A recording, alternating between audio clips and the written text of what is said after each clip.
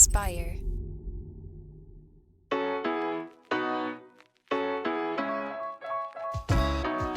Welcome back to Starting Now. I'm your host, Jeff Sarris. This is the show where we help you get started on your next idea. Today I'm talking to Srini Rao of Unmistakable Creative and the Unmistakable Creative podcast, where he's interviewed over 1,000 guests. He's the author of several books, including Unmistakable, An Audience of One. And in this episode, we dive into what it means to be unmistakable, the central tenet of what he does, and why he would rather talk to someone who's interesting, with an interesting story, rather than someone who's famous, and why he doesn't believe all the hype that everyone should have a podcast. Well, I hope you enjoy this episode, and without further ado, Srini Rao. So hey there, Srini. Thanks so much for taking the time to be on the show. Yeah, my pleasure. So you've done, as we were talking about before we started, you've done maybe 1,000 interviews up until this point, which is mind-boggling. One of the things I find that you do a really good job at sort of the icebreaker, figuring out what to say to the person to make them comfortable and get started. Sometimes you dive into maybe their family, maybe their schooling or something like that. Yeah. What do you think makes a great icebreaker, and how do you choose based on the guests? Yeah, so that's a good question. I'll tell you where our thought process behind this came from. So one of the things that an old business partner I used to work with noticed was, he said, you get these beautiful nuggets out of people, but it doesn't happen until about 20 minutes into the show. Like, you get them into flow. He said, I think we can get you there a lot faster. He said, change the way that you start the show. He said, you know what, you're going to get to their work and, their story and all that stuff. But the thing is, like, we just, came up with sort of a blanket list of questions to start, like, what social group were you a part of in high school? Or, what did your parents do for work? Or what's the most important thing you've learned from one of your parents? And part of the reason for that is that it's a combination of two things. One is it basically interrupts a pattern, right? Because if you interview people who are public figures who get interviewed, they get asked the same BS questions constantly, right? Like, oh, tell me how you got started, which is literally one of the worst questions ever, I think. Because the thing that, when you ask the questions that I do, the natural byproduct of that is you can't answer one of those questions without telling a story. And human beings are hardwired to listen to story, particularly in audio. And this is where most of the sort of online marketing / business podcasts completely miss the boat when they do interviews, because they don't recognize that audio is an entertainment medium first and an information medium second. In fact, I will choose somebody who is interesting and entertaining over somebody who's famous or will teach you something practical every single time. So, for example, we had a porn star as a guest yesterday that we just aired. I mean, we can get into sort of how I choose guests and all that, but that's really the thought process behind the icebreakers. So I don't think that, here's the thing, like, I think that when people hear you ask that question, they're going to be like, all right, great, let me write down, a list of questions that Srini gives me to ask. And I think that's the worst way to do it. Like, these are my questions, but I think that you should come up with questions that you're curious about, but think about the fact that, there are certain questions that elicit stories. Like, if you ask somebody what their social group was in high school, they're going to have to tell a story. Now, how do I choose the questions? Sometimes it's just off the cuff, like whatever comes to mind. But for example, if I'm interviewing social science researchers, the social group thing always comes up because they're two kind of connected stories. Sometimes, like, for example, we're reading a book right now about a woman who has talked about, the role that her father leaving played in that book. And I was like, oh, okay, so I could start, and she's a social scientist, so I could start with one of those two questions. I could ask her about the lessons learned from a parent, or I could ask about the social group. I don't know which one I'm going to ask because I'm literally doing book notes for her right now. So yeah, it's kind of the purpose of the opening is the icebreaker is to elicit a story. Yeah, I think that's wonderful advice. And I'm definitely going to be picking your brain a little bit because I'm new to this podcasting world, and you've been doing this for a good decade now. And I mean, I'm really interested about this, and then diving into more about what it means to be unmistakable and things that you've written about in the past and currently write about. So you touched on picking people based on how interesting they are versus being famous. Yeah. How do you go about finding people that are interesting and have a story to tell? So this is one of those questions that people will ask me questions like, what are the criteria? Because, the reason I thought about 1,000 interviews is I just started reading Terry Gross's book that somebody had sent to me as a gift. And, I was looking at the similarities between, some of the things she does and some of the things that I do. And I was like, oh, cool. Like, works for her, worked for me. But, I think that the big thing is curiosity. People ask me sometimes, like, what are the criteria for being a guest? And I was like, well, if we could give you a set list of criteria, then it wouldn't be unmistakable. That would be the antithesis of unmistakable. And it's really difficult to put into words what makes me say yes and no. Like, my roommates joke that, like, our rejection rate is higher than Harvard's, which is true. Like, I probably say yes to 1 in 10 guests. And, our iTunes reviews reflect that. I think the thing that I am always aiming for is I'm trying to find people that you wouldn't have heard on 1,000 other podcasts. But more than anything, like, I choose people based on my own personal curiosity. The other joke that people have is that every guest is a reflection of some problem that I'm trying to solve in my life, which there's a grain of truth to that. Like, for a while I was like talking to everybody about dating and relationships, and I'm still single. So clearly they didn't help me solve that problem, but that's a story for another day.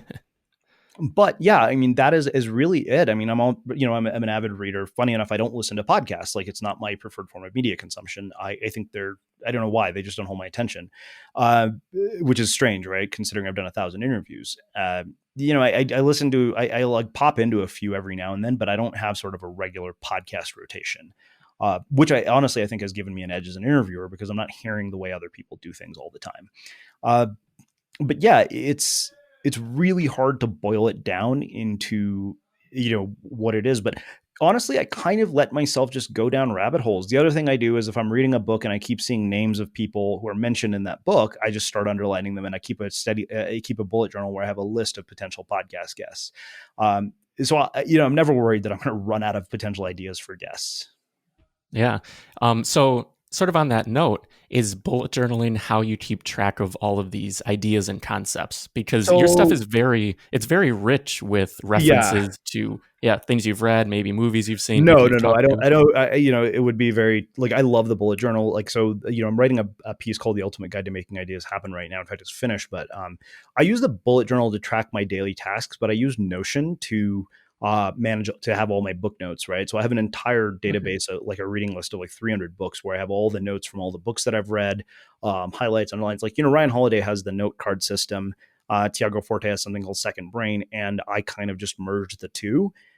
Because the problem for me with the note card system is my handwriting is atrocious. And not only that, I just noticed that I wasn't disciplined enough to follow through. But I don't just like scan, text. I actually type it up. And I think there's something about that, because it viscerally reinforces, a concept, because you're typing it up by hand. So I have literally a database of like 200 or 300 books. And the other thing is, I use all that stuff to write articles. I use it. You'll see quotes woven throughout even my written pieces, and those all come from the books I've read, or, even podcasts. So, I'm even working on, sort of how we integrate podcast content right now into other forms, like the writing and stuff. And that's kind of a work in progress, because I've been a very good creator, but a pretty lousy promoter. Yeah, I think that is another form of creativity, but it's very difficult. It's hard to extend into the promotion side. Yeah, the thing is, so I think the like I have sort of there's multiple schools of thought on this, right? Like, some people will say spend 20% of the time creating, 80% of the time promoting. And to me, I was like, yeah, if you have mediocre content, then do that. Like, I think that my focus has always been, okay, let's produce shit that is so like good that people can't help but listen. Like, I think the idea we're after here, love him or hate him, Roger Ailes is pretty brilliant, because he built Fox News into something that people can never turn off. Like, that was one of his, mantras, was like, if we do this, they will never change the channel. Now, you've probably guessed from my own podcast that I'm far from a Fox News viewer. I'm as liberal as it gets, but this is one of those things, I think, and we can talk about this as well, is that you shouldn't close yourself off to a person's message just because you hate the messenger. Like, a guy who built Fox News into this mega behemoth probably knows a thing or two about building an audience, so maybe he's worth listening to. So I think that the idea behind this was, okay, like, how do we create content where people will never turn it off? As opposed to, how do we just blanket the web and, basically try to be an assault on people's attention? Yeah, and that goes in with sort of your main premise of being unmistakable. Yeah. how do you describe unmistakable? And then how does someone find that for themselves, what it takes So to be unmistakable? for the purpose of writing a book, you have to obviously define it. And so I think that the way I defined it was when something is unmistakable, it's so distinctive that it's immediately recognized as something that you did and that nobody else could have done because everything about it just kind of has your name all over it where you don't even have to put your name on it. So like the example that I come back to over and over again, and part of why he's played such an integral role in the book and also the idea and the brand is my friend Mars Dorian. Like if you see a Mars Dorian piece of art roll through your newsfeed, it doesn't matter if he did it for himself, a client, or anybody else. You just know. You can take one look at it and you're like, the only person who could have done that is Mars. It's that sort of unique of a signature. Now, the how part of it, again, like this is the thing that gets us into trouble, right? People want prescriptive advice.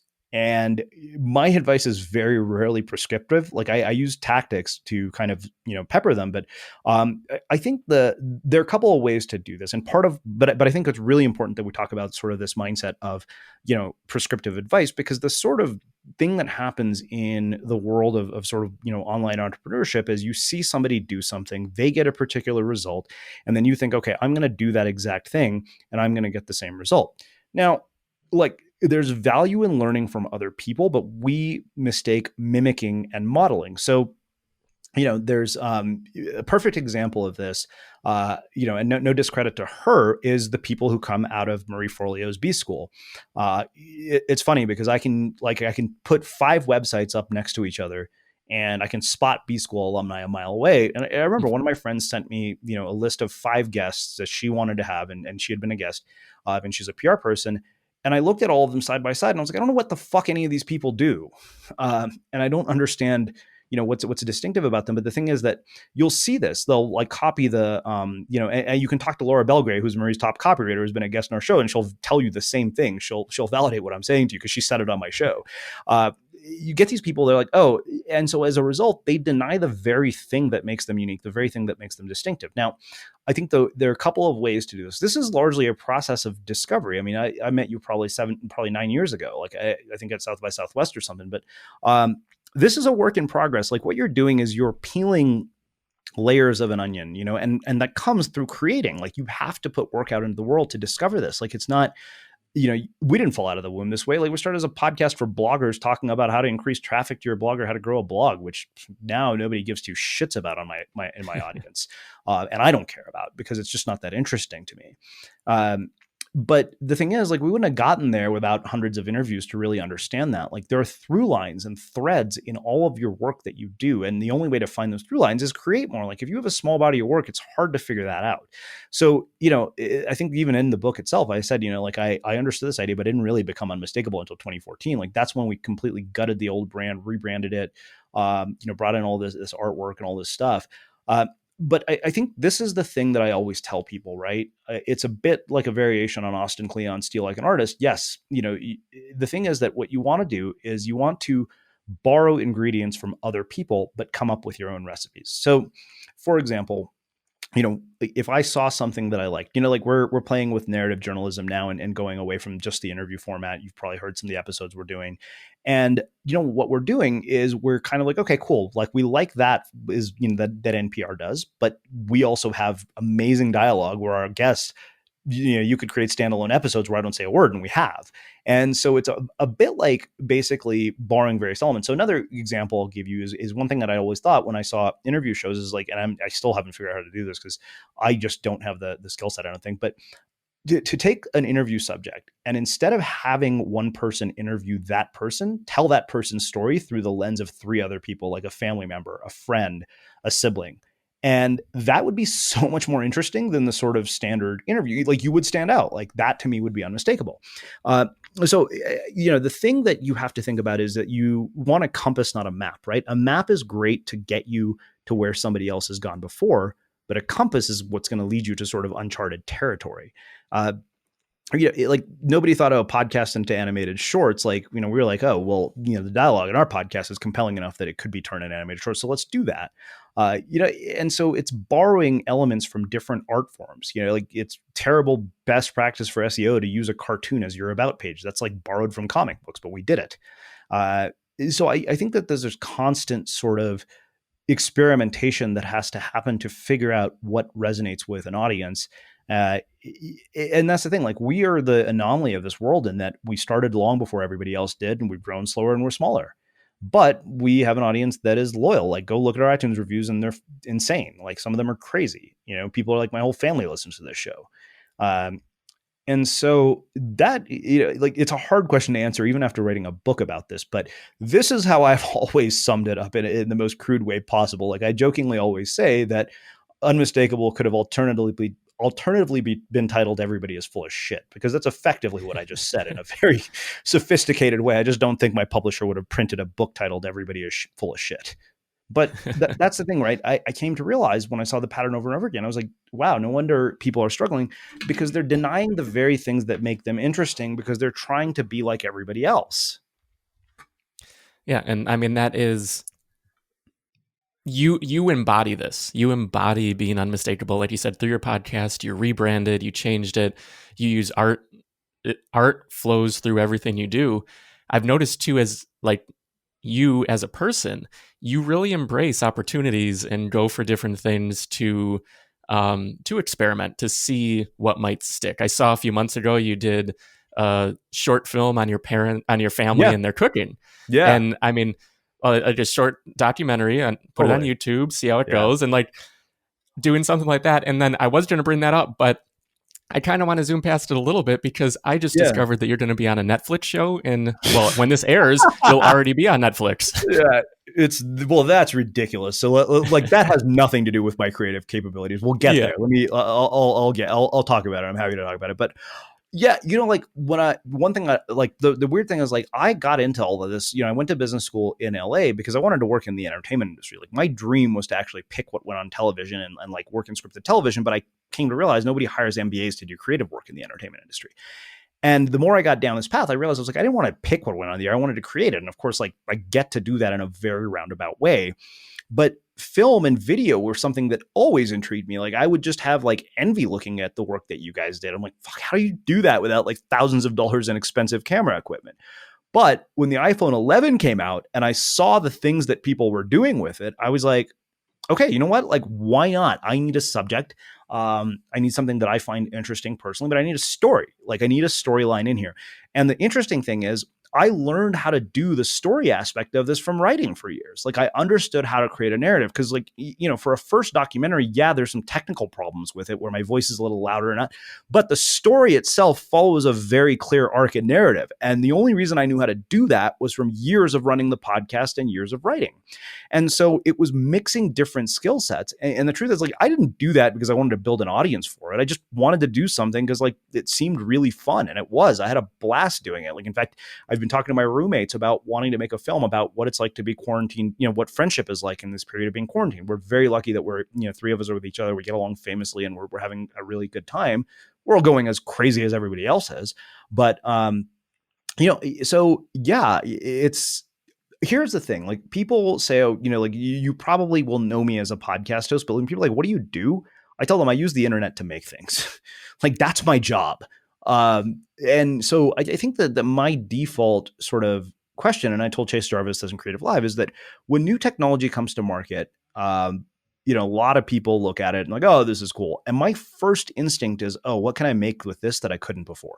And so I'll give you sort of a thought process that really has shaped the way I think about this. And, credit where credit is due. Julian Smith, who runs a startup called Breather, shared an idea with me. And the thing that Julian is really good at is being ahead of the curve on trends. But the thing that allows that is something really fascinating.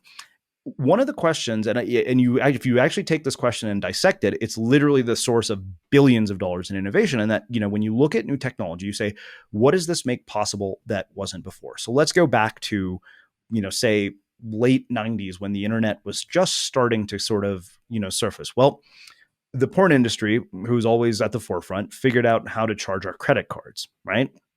So you get a combination of a web browser plus the ability to charge a credit card, and the entire e-commerce industry is born. None of that was possible before the late 90s. Fast forward to, say, 2008, 2009, when I graduated from business school, Now you go into this era where suddenly desktop publishing, the ability to build websites, Web 2.0, Amazon Web Services, you get the convergence of, Amazon Web Services plus WordPress plus all these different things. Suddenly we can go from idea to execution faster at a much lower cost than we ever could before. So if you think about it, that period, like Amazon Web Services made it possible for all of us to do what we do without spending fortunes. Like to even do what we're doing right now would have cost millions of dollars. I mean, Zencaster itself is a perfect example that was made possible by that. Then you fast forward, actually, that comes right around the same time. Right around the same time, you have another thing that happens. And this is the one that, I got to give credit to Julian for. You have you have two things that happen. The iPhone comes out, and with the iPhone, you get the capability of location tracking. You combine, a mobile device with location tracking, and suddenly a whole slew of things that we take for granted in our lives today are possible. Lyft, Airbnb, Uber, DoorDash. None of those things would have been possible before that happened.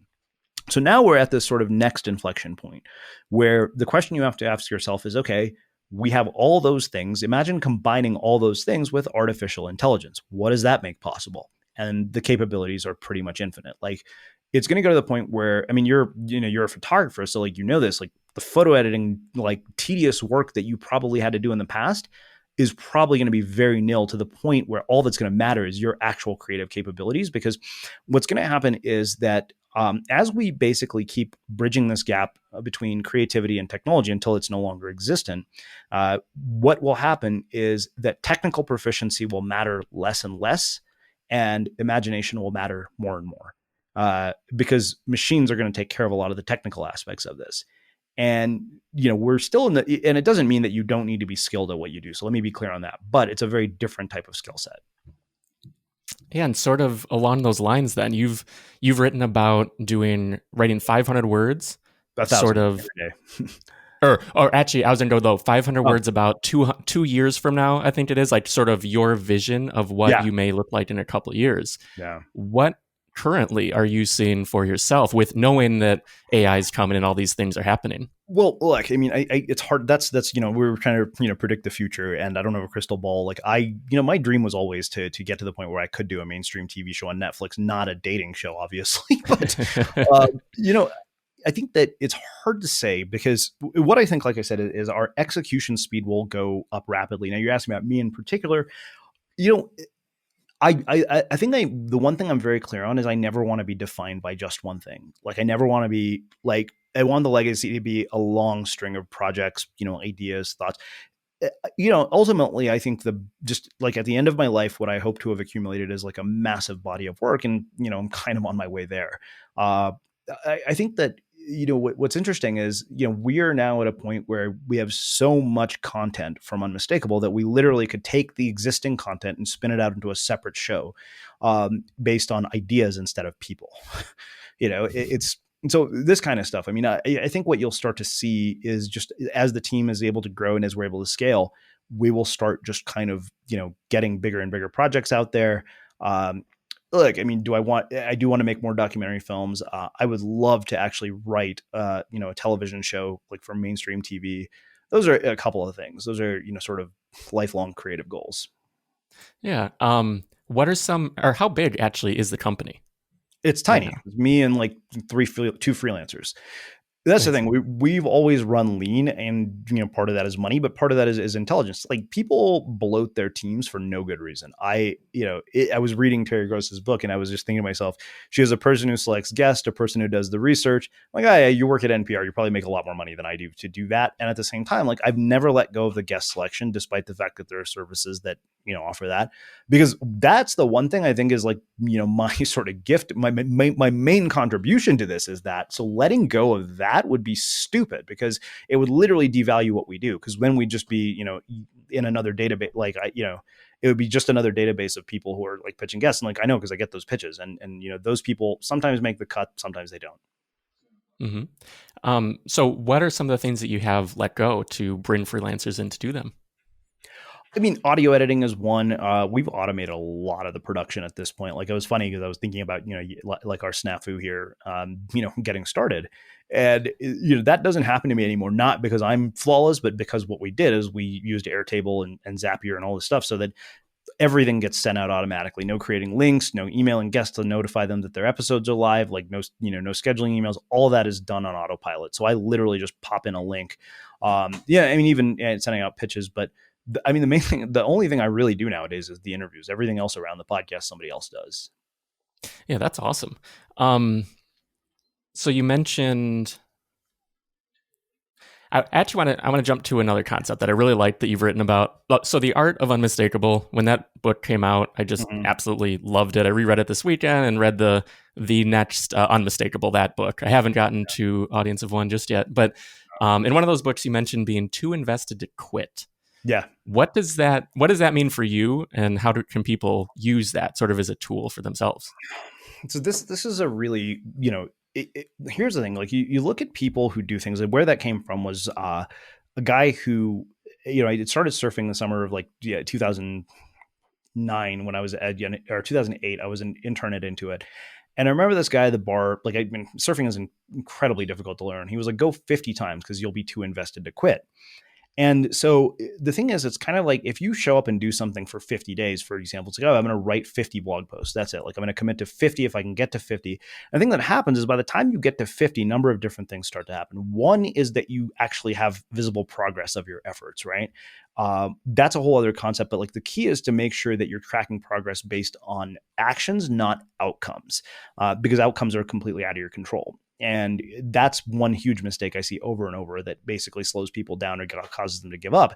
But if you base it on actions, you're going to basically accelerate your progress and actually stay motivated. And this is like based on the research of Teresa Amabile, who is a professor at Harvard, who wrote a book called The Progress Principle. So that's one component of this idea of being too invested to quit. Like that's where some of it comes from. Now, there's sort of a fine line of this sort of, Sisyphean effort where you're like, this is going nowhere. Why do we continue with this? And I think you have to know when you are at a point where you should pull the plug. But most people actually think they're at that point, but they're not, because they really haven't invested that much, effort or time into something. They just kind of like, oh, I'm not making any progress. And it's like, you look at what they're doing and you're like, well, yeah, of course you're not. You don't do shit every day. It's kind of like the podcasters you'll hear who are like, oh, hey guys, I know I've been gone for 3 weeks. I'm like, dude, you've been gone for 3 weeks. Your audience has been gone for 3 weeks and they're probably not coming back. Because media consumption is based on habit formation. Like you think the example I come back to over and over again is like, look at a TV show like Friends that we all watched for 10 years, right? If NBC and the writers decided, hey, you know what, we're just going to air episodes when we feel inspired or we're in the mood, that would have been a disaster. Nobody would have ever become fans of Friends. But yet that's what content creators often do. And then they wonder why they're not making progress. So that's kind of on a basic level of getting too invested to quit. So my sort of litmus test is, okay, we got to get to a point also though where we don't encourage delusional optimism, which the world that we play in is notorious for that, right? It's like, hey, just quit your job and jump out of a airplane without a parachute. And it's like, well, yeah, and then you're going to drop to your death. Like people do really stupid shit that is encouraged. And here's the thing that, I want to say is like, what will happen is somebody in a position of influence will actually encourage somebody to do something that is stupid because it's in their interest to do that. It's like, well, I'm sorry that you spent $10,000 on my coaching program and shit is falling apart while I'm off gallivanting the world and uploading my perfect life to Instagram. And, that being said, people aren't responsible for the outcomes of the people that they work with. But I think that we have to have sort of a moral line to say, okay, you know what, like this is a person who shouldn't do this. We should turn this away because ultimately, that's going to be on us for doing this. We put them in a situation that we knew would be detrimental to them. And, it's just kind of the natural sort of world of self-development to sell optimism to a fault. And I think that's dangerous. I think that, we've seen the consequences of that. Like you look around, from people who started doing some of this stuff years ago when we first met, many of them have fallen by the wayside. And I think it's partially because they felt encouraged to make really poor decisions where they didn't think too much about the future or the consequences of their choices. Because we love this narrative that everybody can be anything. But the truth is that, one of my mentors used to say, he's like, we're just not all created equal. Like there are certain people who are given certain strengths. This is the way to think about it is, it's a difference between probability and possibility. And we basically focus on possibility to the exclusion of probability. Like I know for a fact that I could go to the gym every single day.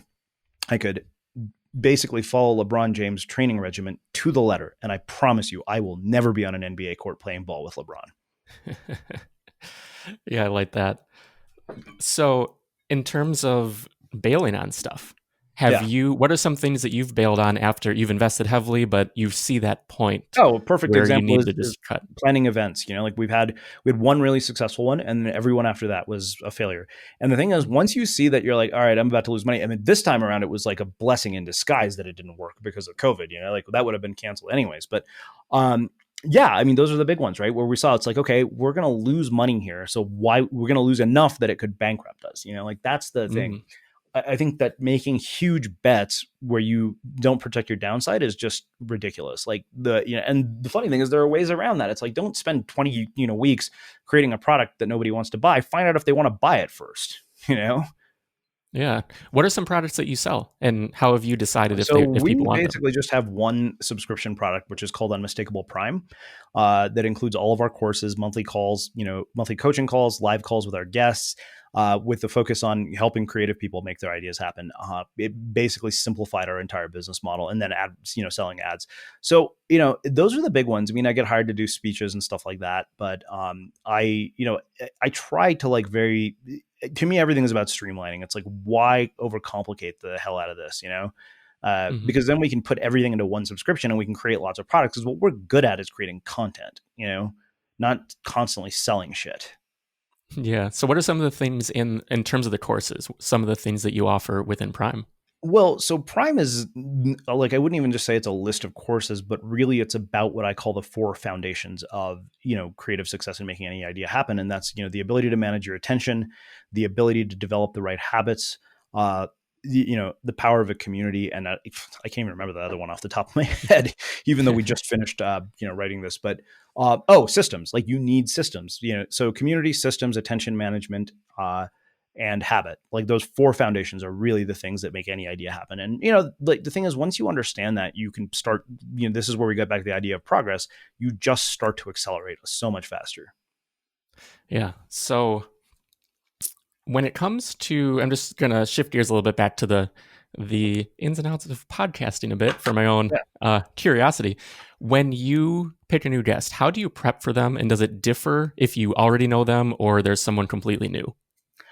It doesn't really differ whether I already know them, or they're completely new. I mean, my prep is actually so shockingly minimal, other than the fact that, like, if they don't have a book, the most I'll do is read their about page, Hmm. which seems really counterintuitive. But to me, the interview is the process of discovery. It is my research on this person. If they do have a book, extensive book notes, things that I want to talk to them about during the interview, concepts that I want to cover, research that I want to do. So, I'll give you an example. The other day, I met a woman who was talking about, infusing human emotion into computing. Like, she's an artificial intelligence expert that, came out of the MIT Media Lab. And one of the things I asked her, I said, is it possible to, do this with voice? Could we analyze the emotional impact of our content on our listeners? And she said, yes. And we should collaborate on that as a research study. I asked that question on purpose so that they would let me do that. But, it's that kind of stuff that, I think about. Like, it's, everything I do is driven by just curiosity, nothing else. Like, that is the filter by which I run almost every decision. So then, do you just wing it when you're there? I mean, do you have like a Yeah. list of questions No, no, written, no, or no, is it no. just more in your head? I never have a list of questions. I know how I'm going to start and I know how I'm going to end, and that's it. Oh, Um, nice. so I build all of my questions based on their answers. So that does a couple of things. It forces you to listen in a really deep way. Like, you can't not be present when you're doing that, because you have to pay attention to everything they're saying if you're going to build your next questions. And the thing is, the problem with the list of questions is everybody thinks about it. You're not listening. You're thinking about the next question you want to ask. You look at the best interviewers, they'll tell you that's, they don't usually do that. Like, I have an idea of things that I want to cover, but conceptually, but never the actual question itself. Hmm. Would you consider yourself a natural conversationalist, or is this something you learned through podcasting? Maybe a bit of both. I mean, I was very lucky that I got some positive reinforcement early on, where somebody said that, oh, you're good at this. Now, keep in mind, like, I wasn't at that time. Like, I go back and listen to, I mean, if I listen to stuff we did even 2 or 3 years ago, it makes me cringe. Uh, so it was a combination of, like, that positive reinforcement certainly helped. But I think that I also had I think from having been a musician, the ability to get behind a microphone and basically treat it as a performance was something that came naturally to me. That part was easy. I didn't get nervous when I talked to like really well-known or famous guests. It was just like, okay, these are people, like I'm curious about them. I just have questions for them. But the rest of it, honestly, was just, I mean, you do like 1,000 interviews at some point, eventually you start getting better at it, I'd like to think. But that being said, like there are people I've heard and I've been interviewed by, and I'm thinking to myself, yeah, this person shouldn't have a podcast. Like that might be cool to say, but at the same time, like they have other talents, and that's the stupidity of this. Like everybody should start a podcast mantra that many online marketers are preaching, because there are people who shouldn't start podcasts who are really good at what they do. So instead of being like amazing at this one thing, you're now going to be mediocre at three things, which makes no sense. Yeah. Yeah, I mean, starting this is in an effort to like reconnect with community and things for us. Yeah. Like, I know I'm not good at this yet because I'm very early in like learning how to do this and sort of working on like interview style and whatnot. But yeah, like we've realized we got so disconnected from any network, any community, because Dave and I are just working on our own, just always heads down in our houses. When it comes to building your community, you do that through the podcast. Do you maintain your network of like guests? Do you do anything to sort of like stay in touch? Do you feel like you become friends afterwards, or is it more just interviews? So I have guests who I have become friends with, not all of them. I mean, as you might imagine, it's pretty hard to keep track of all of them. Like I could make an effort to like put some sort of database together. I mean, the funny thing is, the interesting thing about this is that like I don't become close friends with every guest. There are a lot of famous people I've interviewed that I wouldn't consider a friend. Like I've interviewed Tim Ferriss twice. I don't consider Tim Ferriss a friend. Like he's not somebody I would call up on the phone. But then there are people who, I have that kind of relationship with, where, I can call them or I just know, from having had the conversation.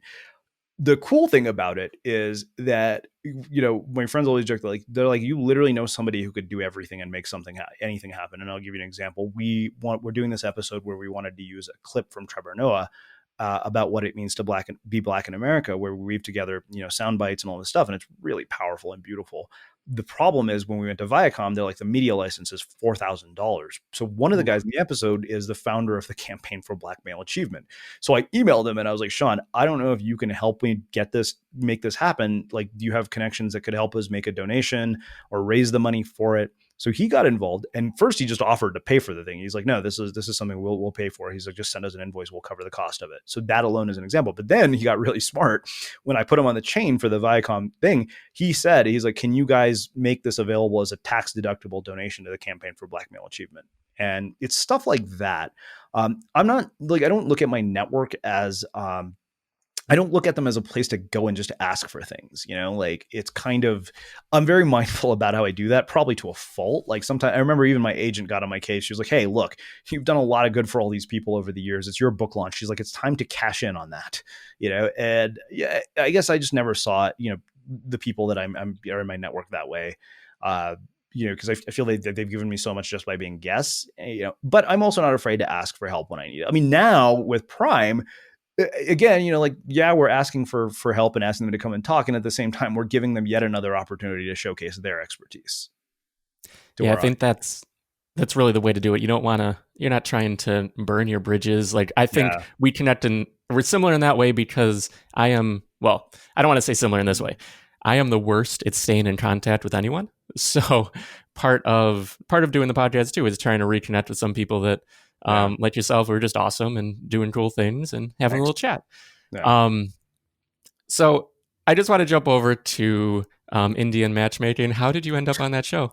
That's a ridiculously long story. Actually, a friend from college contacted me and was like, hey, one of my friends is producing this and I thought of you. Are you interested? And I was like, yeah. I was like, why not? I was like, I mean, there was no guarantees or anything. It was just, but they basically needed a token like weirdo to round things out because everybody were like doctors, lawyers, and engineers. And they're like, oh, throwing me in there is like, trying to throw a bomb that won't work into the whole situation. So, that's kind of how it happened. It was just bizarre, weird. I still have no idea what it's going to look like, Mm-hmm. Do you feel like there were some takeaways you got from doing that, having that experience? Well, look, like between you and me, I told the producer, and she's like, you didn't tell the girl this. I said, look, best case scenario, I meet somebody. Worst case scenario, this is a fantastic publicity opportunity for my creative work. Like we get more podcast downloads, book sales, whatever. And then, and I'm the most eligible Indian bachelor in America.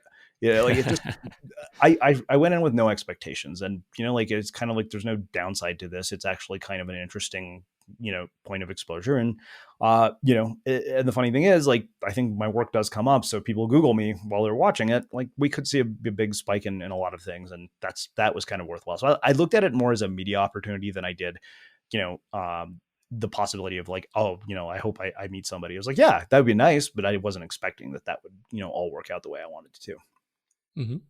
So I like to ask everyone, if this was like the last day that you were making money the way that you are, if your business for whatever reason tomorrow you had to pivot, do something different, where would you begin with the knowledge you have now, with the growth that you've made over these years, knowing that you were starting from the ground floor on something? How would you approach it? That's a good question. I think that I would basically look at, okay, actually fairly straightforward. It's like, what are my strengths? Where do those align with something that people will pay me for? And what do I enjoy doing? Like the combo of those three things. It's kind of like Chris Gillibo talked about this in his book Born for This, where he's like, flow, money, and joy. So like looking at, okay, I couldn't do this anymore. Like then where else could I combine those three things? Because I think that's where you would find that. Because what we don't do, this is why I still think the whole everybody should start a podcast thing is the height of stupidity and one of the dumbest things to ever come out of an online marketer's mouth, which I'm sure I'll get slaughtered for saying that when somebody hears this, but I don't care.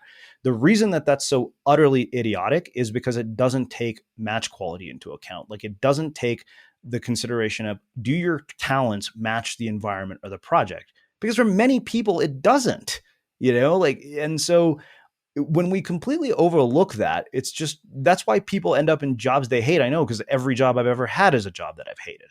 That's why I was fired from all of them, because when you mismatch talent with environment, you get shitty results. And that's what happens when anybody says, oh, everybody should do something. No, there's nothing everybody should do. Like if somebody said, oh, everybody should jump off a fucking bridge, nobody would do that. But yet in the online marketing world, when people give that advice, people jump on the bandwagon like there's no tomorrow. Yeah, it's easy to give just a blanket advice and say this worked for this person, or even see from the outside. You have responsibility for how things go, basically. Then you can say, okay, I can blame the author who wrote the book, the speaker who gave the talk, the podcaster who gave me that advice. You don't have to own how the outcome turns out. Yeah, self-reliance and really taking responsibility feels like it's something that we lack today, as a society. And that's definitely true. So I don't want to take too much of your time. Thank you so much for doing this. This was great to catch up and dive in. For anyone listening, where should they go to follow along? They can just find Unmistakable Creative in iTunes if they want a podcast, or just, they want to look up everything else we're doing, unmistakablecreative.com. Yeah, and that's awesome. I mean, 1,000 interviews, so many great episodes. So I really hope people check it out. But Srini, thanks again for taking the time. And we'll talk again soon. All right, man. Sounds good. Thanks. All right. See ya. A big thanks to Srini for joining me on this episode. Be sure to check out his podcast at unmistakablecreative.com. As always, this episode of Started Now is brought to you by BYLT. At BYLT, we help you get started online. Whether you want to start a blog or a business, head on over to BYLT.co. That's BYLT.co to get started. BYLT, your website, built for you, simply. Finally, if you enjoyed this episode, be sure to subscribe on Apple Podcasts, Spotify, or wherever you're listening right now. Also, be sure to check out the video version on YouTube. You'll find all the links at bylt.co/008. That's bylt.co/008. And that'll do it for this week. Again, I'm Jeff Sarris, and this has been Starting Now, and I'll see you next time.